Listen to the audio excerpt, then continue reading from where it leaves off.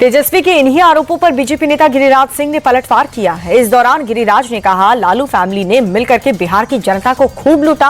अब सजा मिलने का वक्त आ गया तो पूरे बिहार ने ये ठान लिया कि भ्रष्टाचार परिवार का बहिष्कार करेंगे और इसीलिए एक बार फिर से सीएम नीतीश के नेतृत्व में एनडीए की सरकार बननी तय है।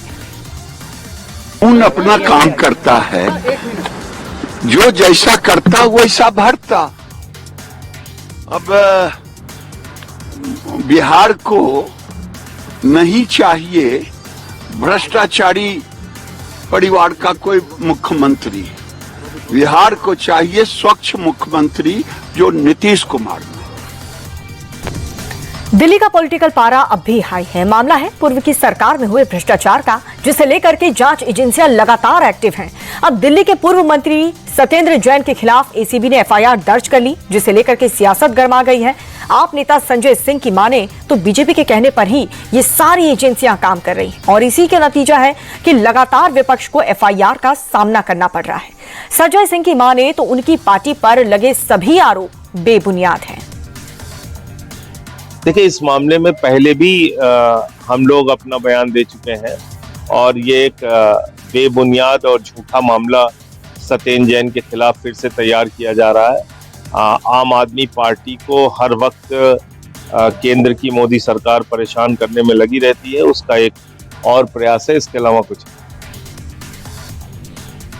और वहीं संजय सिंह के आरोप पर दिल्ली विधानसभा के डिप्टी स्पीकर मोहन सिंह बिष्ट भड़क गए। उन्होंने मीडिया के कैमरे पर साफ कहा, आम आदमी पार्टी के सभी आरोप गलत हैं। जांच एजेंसियां किसी के इशारे पर नहीं बल्कि कोर्ट के आदेश का पालन करती हैं। सत्येंद्र जैन के खिलाफ एफआईआर भी कैग रिपोर्ट के आधार पर ही हुई है। नहीं, निश्चित रूप से अब हम किसी पे आरोप और प्रतिरोप नहीं लगा रहे हैं। और आप वो यदि इस प्रोग्राम के अंदर बैठी होती, इस 2 दिन की ट्रेनिंग में उन्होंने कुछ सीखा होता, ये सरकारें नहीं कर रही हैं। ये जो रिपोर्ट्स आई हैं सीएजी की, उस रिपोर्ट के आधार पर जो भ्रष्टाचार में लिप्त पाए गए हैं, उन्हीं के आधार पर वो तय किया गया और इसमें राजनीति कुछ नहीं है। और ये कोर्ट के निर्देश के आधार माननीय न्यायालय ने कहा है तो निश्चित रूप से उसमें कहीं न कहीं कुछ न कुछ खामियां और गड़बड़ियां पकड़ी हुई हैं, उसके आधार पर हुआ होगा। और इधर इलेक्शन स्टेट बिहार में भी जांच पर संग्राम छिड़ा हुआ है। लालू फैमिली से ईडी की लगातार पूछताछ पर बिहार की सियासत गरमाई हुई है। अब तेजस्वी यादव ने कहा कि दिल्ली के बाद बीजेपी के एजेंट बिहार में एक्टिव हो गए हैं और इसीलिए ये पूछताछ का ढोंग किया जा रहा है। लेकिन बिहार की जनता चुनाव में इन्हें सही सबक सिखाने का काम करेगी। जब दिल्ली का चुनाव खत्म हुआ उसके बाद भी आप सब लोगों ने ये सवाल पूछा, हमने क्या बोला?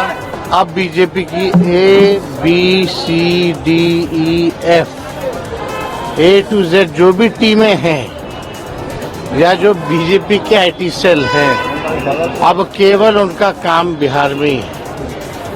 हम लोगों को कोई फर्क पड़ने वाला थोड़ी है। कोई आए जाए ठीक है, एक कानूनी एक व्यवस्था है, उस कानूनी व्यवस्था का हम सब लोग पालन करने वाले लोग हैं। बुलाता है हम लोग जाते हैं। और इधर नागपुर में हुई हिंसा पर प्रशासन का एक्शन जारी है। कई लोगों के खिलाफ एफआईआर दर्ज हुई। लिस्ट में वीएचपी के वर्कर्स के नाम भी शामिल हैं, लेकिन अब इसे लेकर के सियासत तेज हो चुकी है। शिवसेना यूबीटी के नेता आदित्य ठाकरे ने एक बार फिर से नागपुर हिंसा को लेकर के सीएम फडणवीस पर निशाना साधा।